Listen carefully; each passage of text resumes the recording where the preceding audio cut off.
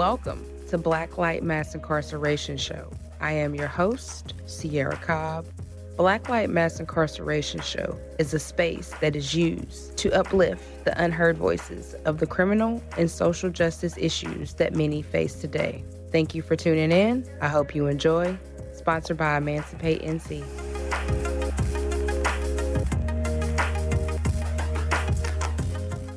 Black Light, Black Light. Back for another one, y'all. We finally got the other co-host back. Was good. Jeffery, your co-host, man. I was gone, so I'm telling you, man. We working, man. Like we working to make things better. That's what we doing.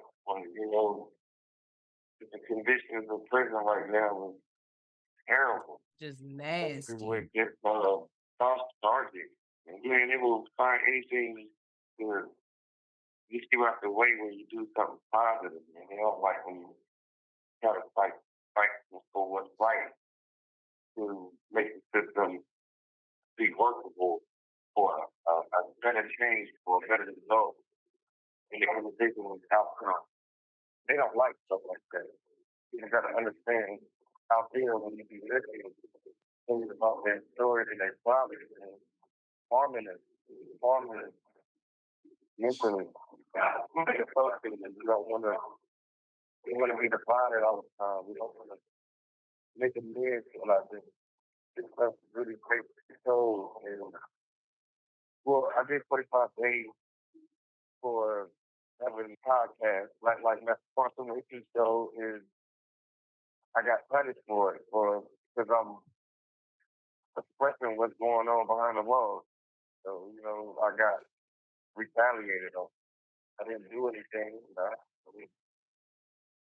They say like the 899, they say that for you to be guilty of 899, I have to commit 1 through 98 charges. One of them charges, they have to say that I'm practicing it or introducing drugs into facility K2 or tobacco, with neither was founded on me or have I ever had a case, a drug case or something in prison. That's been about 10 years. They had no reason to target me. But of course, we always get the news behind scenes, find out what really happened and why. Because the show that me and my wife have that we created, I got retaliated on. Telling the truth. Facts. What's going on?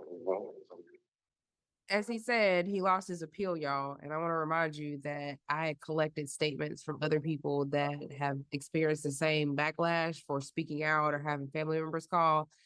And I sent it to everybody, even sent it to the appeal officer to prove that these things are abuse of power, and he still lost his appeal. So that just goes to show you that they don't care. And I don't understand how Todd Ishii can have all these things that he's supposed to be doing to make the prison better, but yet still when it's blatantly there and you're showing him, he turns a blind eye, period. Like they continue to do stuff wrong that doesn't even make sense, and they continue to get away with it. But I'm telling you, it's going to burn, and they're not going to continue to get away with it. Like it's going to burn. Like you can't keep doing the same things you've been doing over and act like you just can't see it. I'm really not feeling it anymore because of the fact that he's not a man of his word. We all know the things that he promised to do for prison, and he got all things going to happen. Well, I am experiencing his results. I'm living through the condition that he allowed the prison to be in, that he allowed the prison to orchestrate, that he allowed the prison to implement. And I'm a part of this experience, and I'm here to tell you that it's making these brothers in system worse. They having no opportunity. They learning this thinking is getting minimized because they always got to act like an animal or a beast behind the cage of a wall because they get punished for something that they had to stand up and say, which is the freedom to speak, which is the First Amendment. That's my right. I still got rights as a offender in BAC. And because I'm like that doesn't mean that I don't have policy and structure upon me as an offender right? In the procedure, it definitely states that I have freedom to speak, and I'm not supposed to be retaliated on, and you can't just throw me in a hole because you feel assaulted by my presence, by my reply.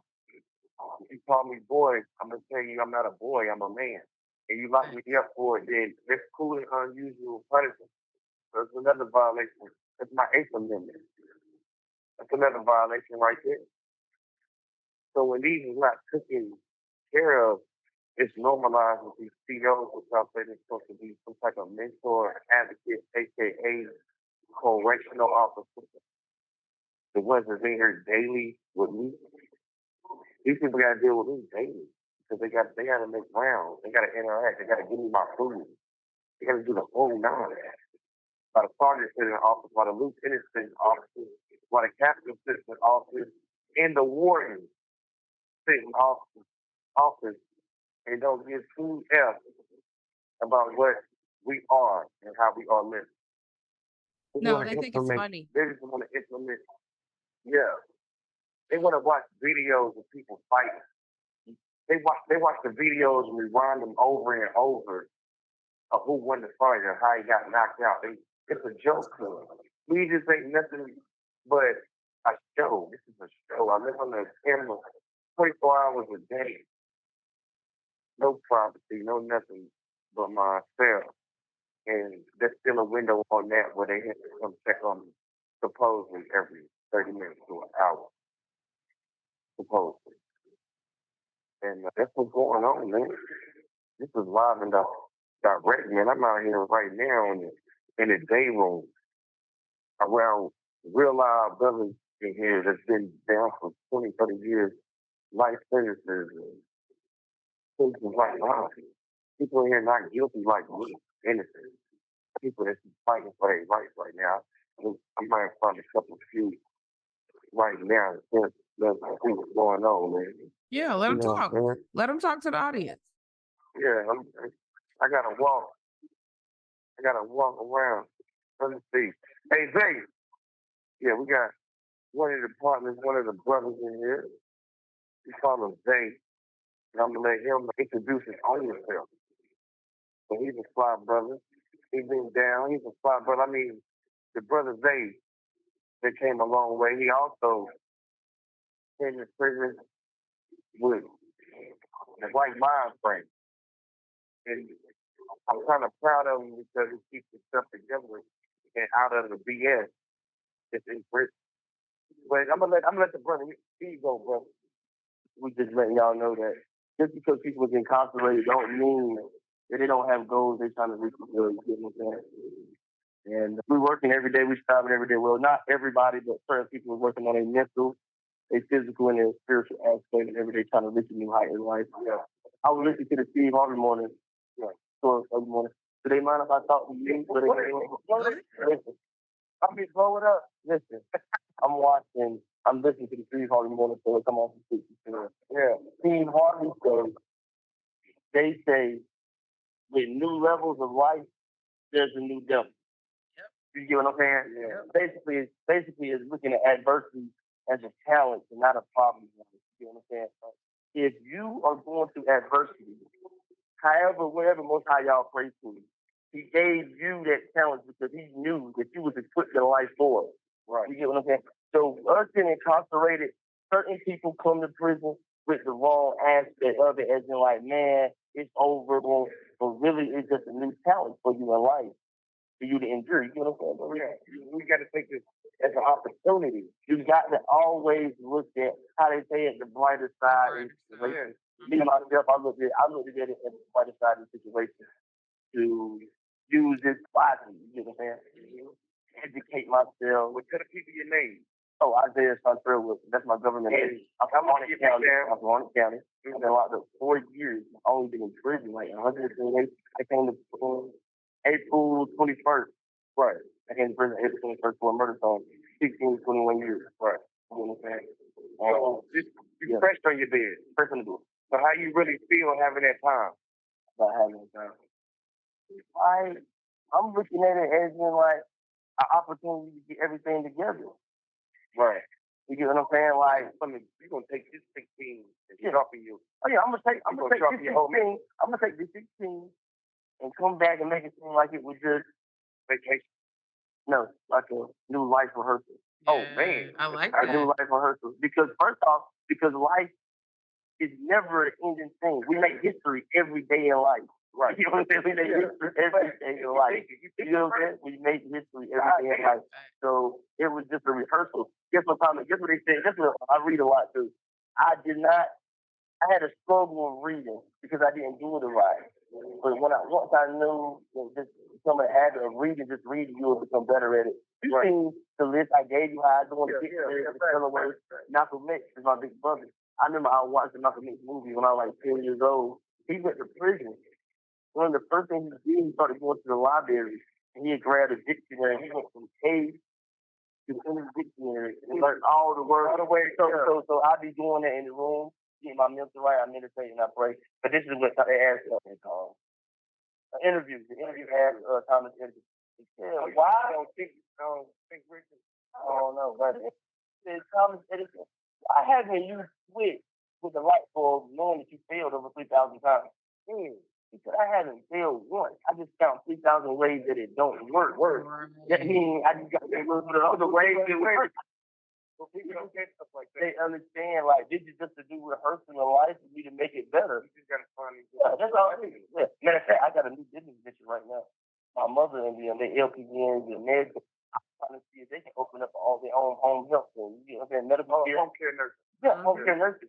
You see, you got real women in there that really care. That thing can pop for real. Yeah, well, my family, on my pop side, man, they own shit with them home care nursing, man. They been doing that since 83.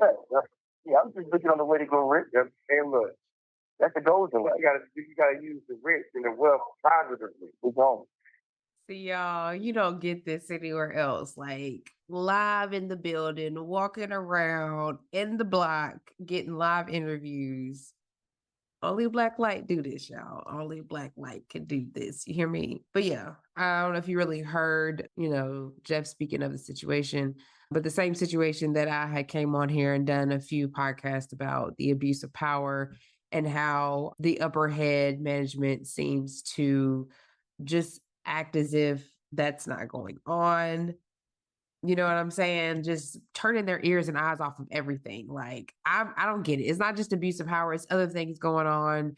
You have a woman that is confined in a male's prison and they refuse to send her to a female's prison and it is not given an adequate reason why they won't transfer her to a female's prison. Like, just stuff that I keep telling y'all that makes absolutely no sense that they do. Like, just do what is right. Do what makes sense. And they refuse to do that. Like, y'all, I'm telling you, like, we have to do better.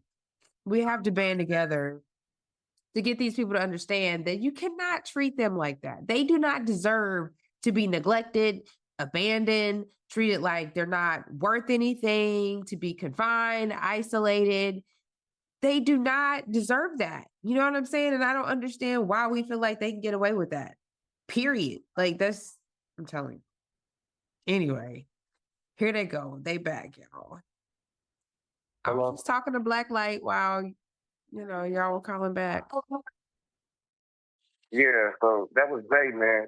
Zay was, letting y'all know what's real, man, where he's coming from. That was live about Rex right here, man. And like I was saying before, it's real now. It's real. It's real on Black Mass Incarceration Show. That's how we do it. I'm talking about he's fresh too. Fresh. He's fresh on the bed. Fresh on the bed, but but I like that mind frame because he said I look at this as like a new life. I'm looking at the bro, man, behind the wall, man. I really wanted to speak on the show, man. Introduce himself, but he can't, man. His name's Tweezy, man. And he said he want to give Black Light Mass Incarceration Show some big love, man. You know what I'm saying? So we appreciate it. We appreciate it. Tell him when he can. He's always welcome on the show. We on the show. Black White Mass Incarceration show. Back. Yeah. He was live and direct, man. Yeah. He said, man, he give us love, man. But you got Give our love back from the audience. JJ, man. Yeah. You got Jay, man. Jay is a fella, man. He been a Marine. He was a Marine in the Army. He did wonderful things, man. And he also has been, he's been here with me. He's incarcerated, but it's another brother, man. He got his head good on tight, screwed on tight, man. Stay out the way, man. He definitely not for the BS. Like, that kind of stuff like me. You want to have cool talk, grown man talk. You see what I'm saying? So I'm gonna let him introduce himself. His name is JJ. We call him Jason. But tell the people how long you been incarcerated, man. Where you from, man? Well, first of all, I'm from Bridgeport, Connecticut, but I've been living in Burlington pretty much my whole life, Burlington, North Carolina. I'm 36 years old. Real name's Lonnie Jefferson, by the way. So how long you been in prison? Oh, I've been in prison for about a grand total of 6 months now. So how long you got left? About 13 and a half years. 13 and a half. So your experience in prison, would you say it's been enlightening or has it been fucked up? I mean, messed up. Excuse my language, but you know, we in prison, so is the medical good for you? For food, hair, is it good or healthy? I mean, how have you seen this prison? Well, it's definitely been an eye-opening experience. I mean, one takeaway that I tell a lot of guys up in here, if they had their way, it seemed like it was just let you die if anything really happened. It was just like no real communication with any other officers if anything goes wrong. You got a button in your room with no speaker to let them know that it's an emergency. So unless you can get somebody to beat on the door for you, they might not know what's coming. You out of luck. Yeah. So, like, how do you feel like is the staff aggressive, or are they more complimentary, or are they like aggressive? Are they biased? One consensus I see on most of them is it's oppressive because when it comes time to get anything done, like they'll drag their feet about it. I mean, even down to getting toilet fixed sometimes. But when as it's time to lock down, well, for the most part, they're gonna come in here and tell you to lock down, click your doors at you. So they beyond anything that take something from you, but as far as getting anything extra. As your experience, when you needed medical treatment, how long did it take for you to get a response or some help? I can't speak for myself personally just because I haven't asked for a lot of stuff medically. But I mean, I know there's a bunch of guys I've seen who have like there's one guy, he's been waiting about 4 months just to be seen about a hernia he's had. You know what? I almost went through that the last, and they want you to have a essential amount of time left for them to be with the best person. Yeah. It's bad. That's a fact. So is your girl behind you? She been riding with you? Oh yeah, I got a great support system, and I think that's the biggest thing that keeps me going through all this. Yeah. I know I got reasons out there. I got to have something to keep me going, and you know, keep me motivated. I call her every night to give me updates on how the kids are doing, and you know that brightens up the bleakness of my day. That's very important to have that type of support because that's how we survive in prison with love. We don't survive in prison off of clarity or cloud or trying to be famous or how many people get set up. No, we survive in prison off of love. Yeah, nothing else matters after you get in the room by yourself. Yeah, but that's JJ, man. Guys, thank you for sharing. Hey, thanks for having me. Thank you. And I will bring you back on the show. You know what I'm saying? That was JJ, man. It's special how he was. You know, like I told you, he was real live and direct. I'm walking around in the day room. I'm getting live stories from people that's really going through situations, man. And people got to understand that when we in here, we really surviving off of love, and we ain't surviving off of real enough violence, man. Violence is not always the key. Violence is the result. So do you So think that's why it's a bunch of violence? Because a lot of people don't have that genuine support, especially the ones that most are wrongfully definitely, convicted? yes, that's most definitely. And these people in here are living in pain. I used to be one of them. In the prison with 31 years over my head with a minimum of 25, which is a natural life sentence, 2 decades and 5 years. For something you You're didn't right, I was do, in pain. like with no But evidence. yes, totally, totally. And right now, I thank God that I'm back in effect. You know, I'm about to get back in the court. You know what I'm saying? In effective counsel, we doing our thing. My wife, man, she law school as we speak. You know what I'm saying? She's about to be a crazy lawyer out here, man. So y'all get ready for the force, man. We really like that. For real, man. Like, we love our people like y'all should love the same way. You gotta understand that us inmates that they call, we still people. So I thank y'all for being out there like supporting mass incarceration. Well, Because if it wasn't for y'all, it wouldn't be no me today. I mean, Listen, listen, it's the same movie.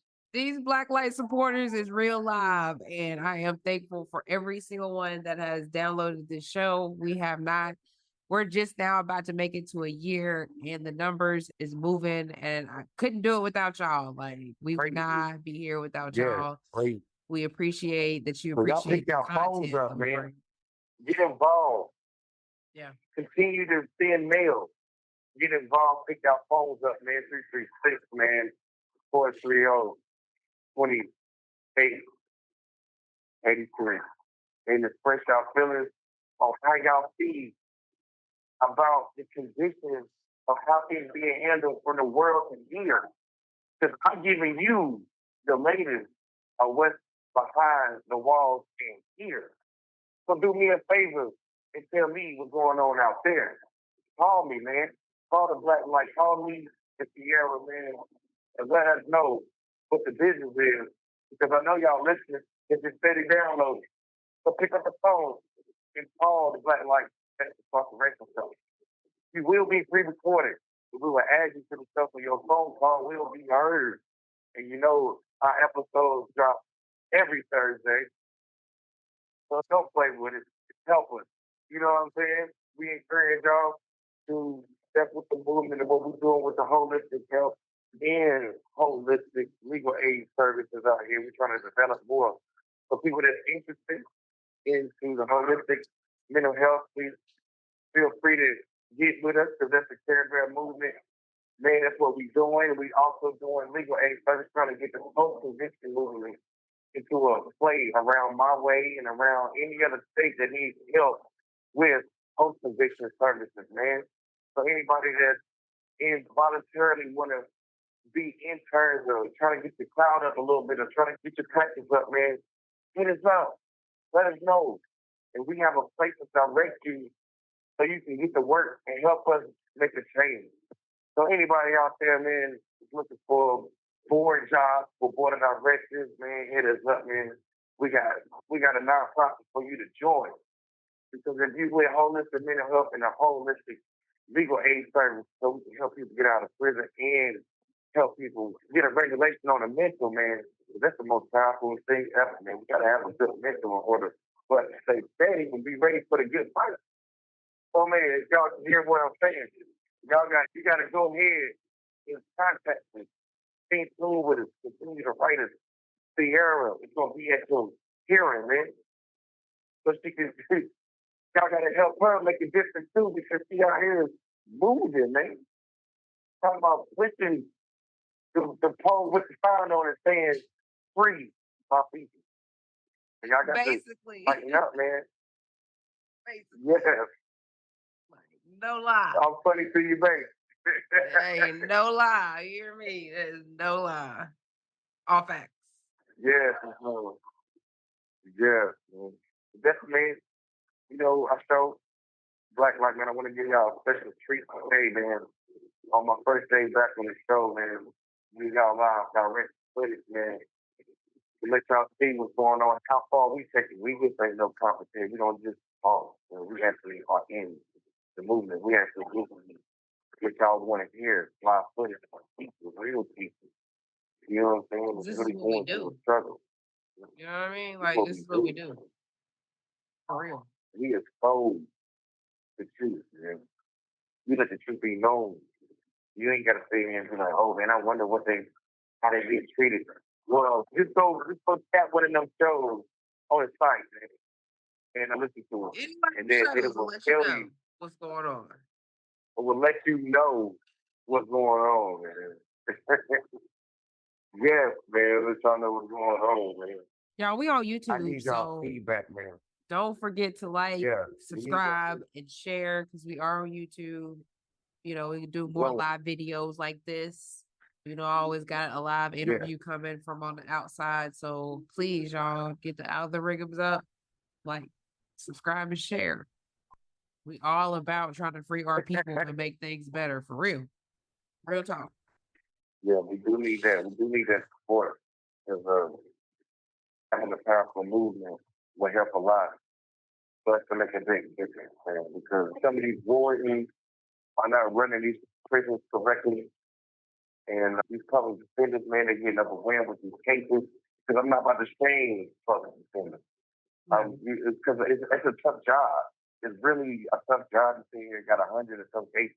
Man, my God. Well, this system was built by design for, of course, the state to have more power and more resources. And you know what I'm saying? Like, it was by design. Yeah, it was definitely by design to mobilize order. And when I say mobilize order, that means to benefit from it. They have been benefited from this structure for the income of the United States of America to keep it afloat. So y'all keep that in mind, man. We can't be slaves to this stuff. But that's the show. Yeah, That's the Black Lives Matter Incarceration show, man. Thank y'all. Love y'all. Appreciate y'all. Stay well and be good and man. get in the movement. Till next time, y'all. See y'all next time.